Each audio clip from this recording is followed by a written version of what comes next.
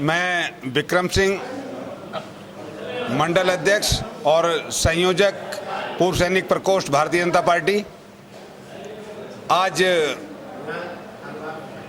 Surgical strike की दूसरी वर्षगांठ के उपलक्ष्य में मैं अपने सभी सैनिकों को हृदय से बधाई देना चाहता हूं और उन शहीदों को नमन करता हूं जिन्होंने इसमें अपनी शहादत दे करके हमारे देश का नाम रोशन किया।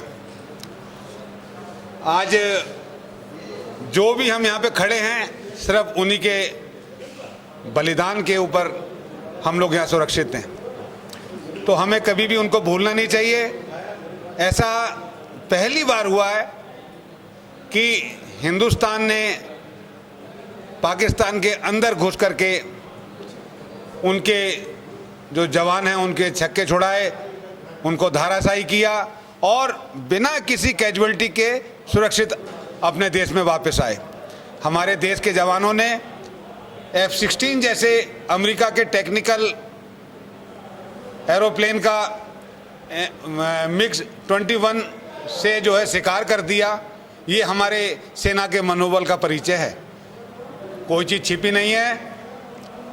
2014 से पहले हमारे देश की सेना किस तरीके से स्ट्रगल करती थी, कितनी परेशानियों का सामना करती थी, लेकिन 2014 के बाद में जब से माननीय नरेंद्र मोदी जी ने कमान संभाली, अपने जन्मदिन, होली जैसे त्योहारों पर सेना पर जाकर बॉर्डर पे जाकर दहाड़ना शुरू किया, जिससे हमारी सेना के जवानों का मनोबल बढ़ा है।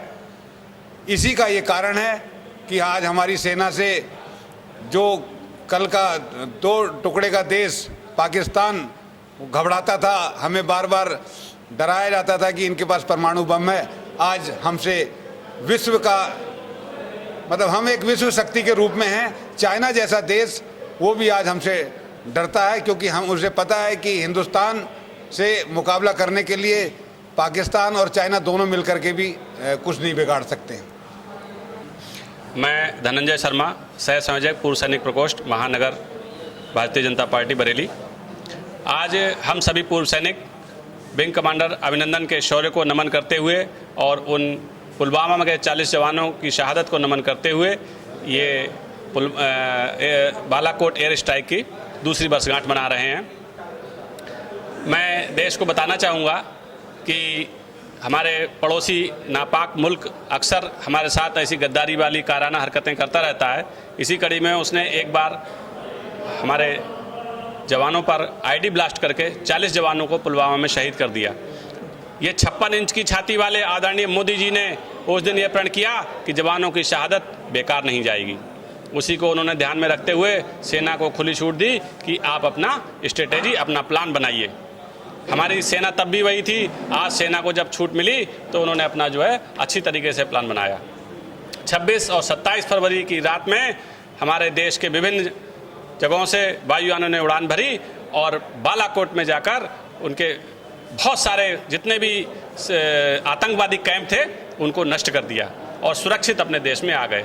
आदरणीय मोदी जी ऐसे पहले और अकेले प्रधानमंत्री हैं जो कि सेना के इस ऑपरेशन में, वार रूम में हमेशा पल पल साथ रहे और उनको हौसला देते रहे कि आपको जो करना है आप कीजिए, सरकार आपके साथ है।